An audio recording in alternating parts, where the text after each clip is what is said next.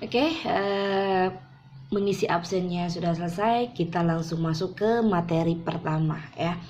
Nah, materi pertama dari dimensi 3 ini adalah kedudukan titik, garis, dan bidang ya. Silakan kalian lihat bahan ajar yang sudah Ibu share ke kalian ya. Ataupun kalau kalian ingin melihat penjelasan ulang di sini silahkan ya. Kedudukan titik, garis, dan bidang. Nah, di sini kita akan belajar tentang dimensi 3. Sebelumnya dimensi 3 itu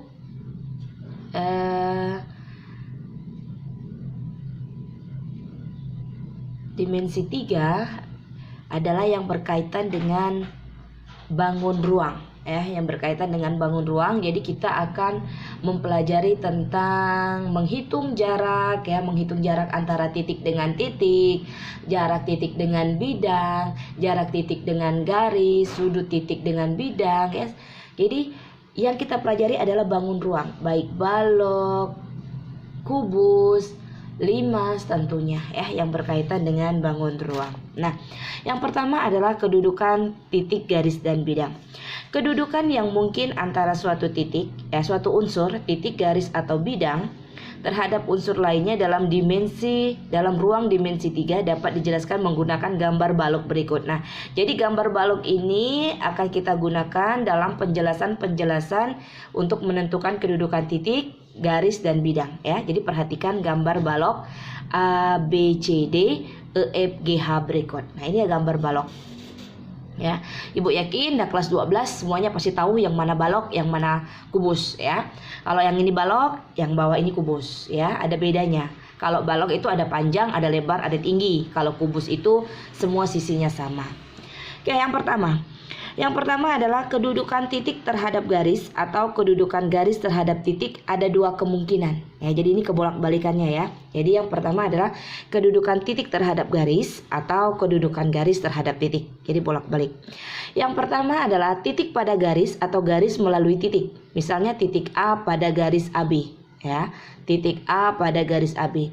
Kemudian yang kedua adalah titik di luar garis atau garis tidak melalui titik. Misalnya titik E dan garis AB. Nah, misalnya seperti ini. Misalnya titik A pada garis AB. Ini titik A ya. Ini titik A. Dan yang ini adalah garis AB. Nah, berarti ini adalah titik ini melalui satu buah garis AB. Jadi dia melalui ya.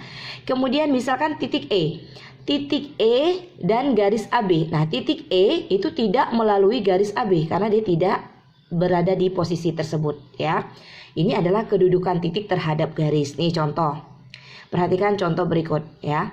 Ini ada kubus ya, ada kubus KLMN PQRS ya, RS. Nah, diketahui titik O. Titik O merupakan perpotongan antara diagonal KM dan diagonal LN. Nah, kalian tahu yang dikatakan diagonal itu adalah garis antara KM, ini yang di alasnya ya. KM ini adalah diagonal. Berarti O terletak di tengah-tengah. Ya, berarti O terletak di tengah-tengah. Nah, di sini adalah O. Ya, di sini adalah titik O. Kemudian diagonal LN. Nah, ini LN. Jadi perpotongan antara KM dan LN ini adalah titik O. Pertanyaannya adalah kedudukan titik O terhadap garis KP. Mana garis KP? Ini garis KP. Ya, ini garis KP, sementara ini titik O. Nah, kalau kita panjangkan titik O ke sini, ini garis KP ke sini, dia berarti berpotongan, ya. Dia berarti berpotongan. Sehingga jawabannya kedudukan titik O terhadap garis KP dia adalah berpotongan.